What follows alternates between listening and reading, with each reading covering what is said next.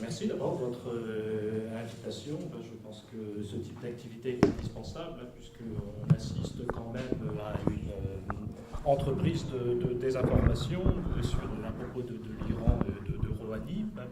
Et alors, je me suis proposé de parler finalement de ce ballet diplomatique de Vienne à Genève, une sorte de jeu de dupes. On a tout un ballet diplomatique qui passe par Lausanne aussi, et puis qui devrait faire étape à Munich d'ici 2 jours. Je crois que c'est après-demain qu'il y aura une nouvelle rencontre autour de la question de la Syrie. Et puis dans cette chorégraphie, l'Iran, excusez-moi, pour aller plus vite, je dirais l'Iran plutôt que la République islamique. Je pêcherai donc en commettant un géographisme. Mais donc l'Iran occupe une place centrale avec une transmutation, sinon de son rôle, en tout cas de la représentation de la vision que l'on a de l'Iran, puisque finalement cette République islamique d'Iran a été qualifiée à juste titre, à mon sens, d'État voyou dans les années 2000. Et puis aujourd'hui, cette République islamique serait en passe de devenir un membre honorable de la communauté internationale, et on l'imagine même comme le futur stabilisateur hégémonique du Moyen-Orient au plan régional. Donc, alors c'est un scénario qui laisse circonspect et qui a même de l'imposture. Alors je vais traiter ça en 3 ou 4 points. Mon premier point, je vais revenir sur l'accord de Vienne du 14 juillet 2015, donc celui qui porte sur le nucléaire. Alors c'est une question qui a déjà été abordée, si j'ai bien compris, en décembre dernier. Je pense que c'est pas la peine de trop rentrer dans les détails. Ça a été présenté comme un accord historique. Il est censé clore la question nucléaire. Alors on peut et on doit se livrer à un savant décortiquage des stipulations, des clauses de cet accord sur le plan juridique, sur le plan technique. Mais si on va à l'essentiel, là ce sont les Occidentaux qui ont fait des concessions, et des concessions qui sont majeures, puisque finalement ils ont avalisé le prétendu droit à l'enrichissement de l'uranium. L'Iran conserve son infrastructure, est reconnu comme un État du seuil. En contrepartie, eh bien, on a, semble-t-il, gagné du temps, un peu de temps. Alors c'est vrai que c'est important, cette variable temporelle dans les situations géostratégiques et dans les configurations géopolitiques, mais il n'est pas sûr que ce temps joue à notre avantage. Finalement, 10-15 ans, c'est pas grand-chose par rapport à un programme qui s'enracine dans la durée. Il faut raisonner en termes de décennies. C'est au moins sur 30 ans que ces efforts se déploient. Alors, ce qui nous a été dit, c'est que tout était question de vérification, de contrôle. Il y a un discours très technicien qui a été tenu. Bref, la situation semble effectivement sous contrôle. En dernière analyse, j'aurais tendance à penser que ça repose sur la confiance. Alors, la question est de savoir si on peut faire confiance à ce régime. Et ça repose sur cette confiance, finalement, renvoie à une croyance. C'est la croyance dans la transformation de l'intérieur de cette République islamique. Alors ça me mène à mon deuxième point. Ça me mène à tout cet exercice de marketing politique, de communication politique, de storytelling, diraient les publicitaires, qui a été mis sur pied, qui a été monté au départ, je pense, avant tout pour justifier le recul occidental par rapport aux exigences initiales. Et puis depuis, c'est un récit qui s'est autonomisé et s'est pris pour argent comptant. Alors quelles sont les lignes de force de ce storytelling ? La République islamique serait sur le chemin de la modération. Ce qui prévaudrait aujourd'hui, c'est la volonté de s'insérer pacifiquement dans les réseaux de la mondialisation et, in fine, la quête de prospérité, elle l'emporterait sur la volonté de puissance. Alors mieux, l'Iran finalement serait au seuil d'un retournement géopolitique. Cette République islamique serait en passe de devenir une force d'équilibre, de modération au Moyen-Orient, ce qui permettrait, nous expliquait-on il y a encore quelques mois, ce qui permettrait de régler ce double conflit syrien et irakien.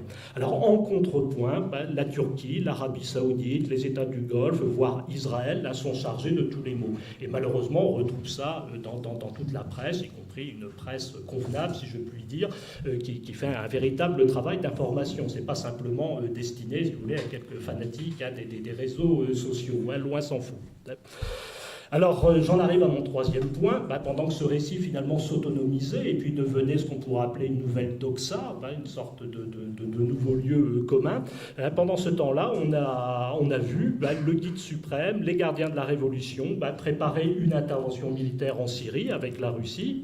Alors, une intervention militaire qui ne vise pas à ouvrir, à mettre en place, si vous voulez, les conditions militaires d'une transition politique et de pouvoir ensuite organiser un front commun contre l'État islamique, une intervention militaire qui vise à sauver le régime, à sauver Bachar al-Assad, Bachar al-Assad étant le point d'intersection finalement entre cette République islamique d'Iran d'une part et puis d'autre part la Russie de Vladimir Poutine.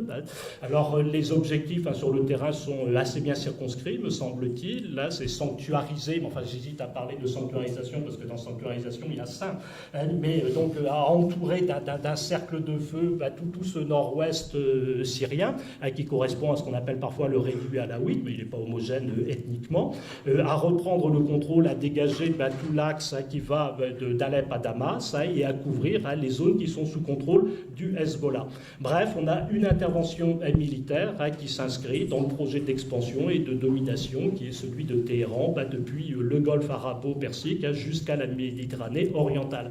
Alors on insiste à juste titre sur l'aviation, le rôle de l'aviation russe dans cette affaire, mais on a aussi des milliers, même des dizaines de milliers qui sont envoyés par l'Iran. Et là on retrouve le panchisme que tu évoquais tout à l'heure, puisqu'on a même des Afghans chiites, des Hazaras qui viennent à combattre sur le terrain. Alors, malgré tout ça, on a décidé d'ouvrir un cycle de négociation à Genève. Ce cycle de négociation, il est censé déboucher sur un cessez-le-feu, une transition politique, l'adoption d'une nouvelle constitution, des élections en Syrie. C'est-à-dire que les Occidentaux ont voulu croire que Moscou et Téhéran étaient prêts à jouer un rôle constructif, un rôle stabilisateur dans la région. Alors on a une résolution qui a été votée, c'est la résolution de 1254 du 18 décembre, qui était l'objet d'une longue négociation. Au bout du compte, on a pratiqué les ambiguïtés constructives, c'est-à-dire que tout ce qui fâchait, et c'était l'essentiel, on l'a mis de côté. Alors des pourparlers, là aussi, l'évolution du vocabulaire est intéressante. Au départ, il s'agissait d'une conférence pour organiser cette négociation sur l'avenir de la Syrie. Elles se sont devenues de simples pourparlers. Ces pourparlers, donc, à peine ouverts, on a assisté à une grande offensive sur Alep, une offensive qui, sur le terrain, se traduit par ce qu'on pourra appeler une épuration ethnico-religieuse, puisqu'on se retrouve avec 20 000, 30 000 personnes sur les routes qui fuient tous les combats. C'est-à-dire que cette conférence de Genève, finalement, eh bien, ça a été un trompe-l'œil, ça a été un leurre, comme on pouvait le redouter. Alors, je conclurai par quelques propos sur les conséquences, les enseignements de ce que les spécialistes des médias et de la communication politique appelleraient une séquence, comme on dit aujourd'hui, malheureusement. Sur le terrain, la conférence de Genève, elle a échoué. Sur le terrain, ça ne sera pas un simple retour au statu quo. Les Américains, les Occidentaux en général, les Américains en particulier, ont dilapidé une bonne partie de leur capital politique dans cette affaire, et les soutiens régionaux de l'opposition syrienne également.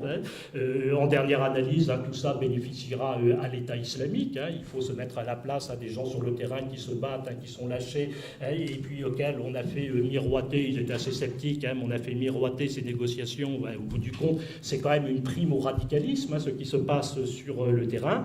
Et donc maintenant, ce que l'on peut craindre, les deux termes de l'alternative, c'est soit l'escalade, la spirale et la généralisation de ce conflit, ou alors un renforcement des positions de Téhéran et de Moscou dans la région, dans une logique qu'il faut bien qualifier d'impérialiste. Dans cette affaire, Téhéran comme Moscou se sont montrés tels qu'ils sont, c'est-à-dire des États perturbateurs, des puissances révisionnistes, et le Moyen-Orient devient finalement le théâtre d'un conflit plus général qui porte sur l'ordre international et qui est une remise en question finalement du rôle historique des Occidentaux dans la mise en place de cet ordre international. Et puis aussi et surtout, ce qui m'inquiète le plus, je dirais, et je terminerai là-dessus, c'est finalement l'incapacité des Occidentaux à comprendre que l'autre n'est pas le même. C'est-à-dire qu'on a voulu se persuader que les gens qui dirigent cette république, je laisse de côté la Russie, puisque ce n'est pas véritablement notre propos aujourd'hui, mais on a voulu se persuader que les gens qui dirigent cette république islamique, finalement, étaient des politiciens ordinaires, en quelque sorte, avec la corruption en plus, avant tout soucieux de maximiser, finalement, leur capital électoral et éventuellement de s'enrichir. Et on a fait l'impasse, finalement, sur tout ce que, après Spinoza, on pourrait appeler les passions tristes, tout ce qui est ressentiment, tout ce qui est haine, tout ce qui est volonté de puissance, en se persuadant que, finalement, le grand marché pourrait dissoudre cette volonté de puissance, ces ressentiments, ces passions tristes. Et finalement, eh bien, ça signifie qu'on s'est beaucoup moqué de Francis Fukuyama, de sa thèse sur la fin de l'histoire. On n'a pas voulu comprendre que, bien souvent, on n'a lu que le titre, et puis, bien sûr, il y a toujours des guerres, il y a toujours le cours des événements. Mais finalement, on ne va pas rentrer dans ce débat, bien sûr, mais finalement, il a fait une psychologie politique, il a dressé une psychologie politique correcte des sociétés occidentales, postmodernes, qui finalement ne croient plus à grand-chose, et malheureusement, lorsque l'on croit à peu de choses, ça mène toujours à peu de choses, et puis qui n'arrivent plus à penser le tragique, qui n'arrivent plus à penser le politique dans sa dimension justement la plus existentielle qui soit, la plus tragique qui soit.